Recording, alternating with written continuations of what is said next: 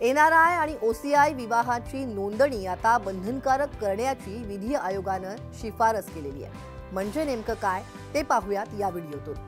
NRI म्हणजेच अनिवासी भारतीय किंवा ओसीआय म्हणजेच ओव्हरसीज सिटीजन ऑफ इंडियासाठी विवाह नोंदणी अनिवार्य करण्याची शिफारस विधी आयोगाने केलेली आहे आणि या संदर्भात एक अहवाल सादर करण्यात आला आहे। अनिवासी भारतीयांच्या विवाह नोंदणीसाठीच्या नवीन प्रक्रियेची शिफारस यामध्ये करण्यात आली आहे आणि या शिफारसीनुसार आता जिल्हा विवाह अधिकाऱ्यांना एक नोटीस देणं गरजेचं आहे आणि ही जी नोटीस असणार आहे ती महिनाभर आधी देणं गरजेचं आहे। संसदेत एनआरआय विधेयकासंदर्भात सुरू असलेल्या चर्चेला पूरक म्हणून आणि गेल्या वर्षी परराष्ट्र मंत्रालयाने दिलेल्या संदर्भाला उत्तर म्हणून हा अहवाल आहे तो प्रसिद्ध करण्यात आलाय।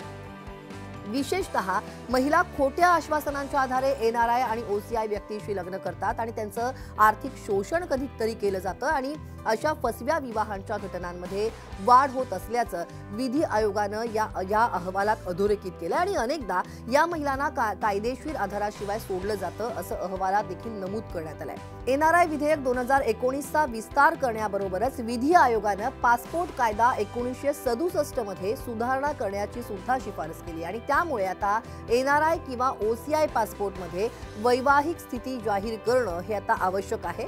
एनआरआय आणि ओसीआय विवाहांसाठी रजिस्ट्री म्हणून काम करण्यासाठी गृह मंत्रालय आणि परराष्ट्र मंत्रालयात स्वतंत्र विभाग तयार करण्याची सूचना सुद्धा या अहवालात करण्यात आलेली आहे। या अहवालात शिक्षेच्या संबंधित तरतुदींचा सुद्धा समावेश आहे, हे देखील महत्त्वाचं आहे। किंवा ही सगळी माहिती आहे ही तुम्हाला कशी वाटली ते आम्हाला कमेंटमध्ये सांगायला विसरू नका आणि हा व्हिडिओ जास्तीत जास्त शेअर करा।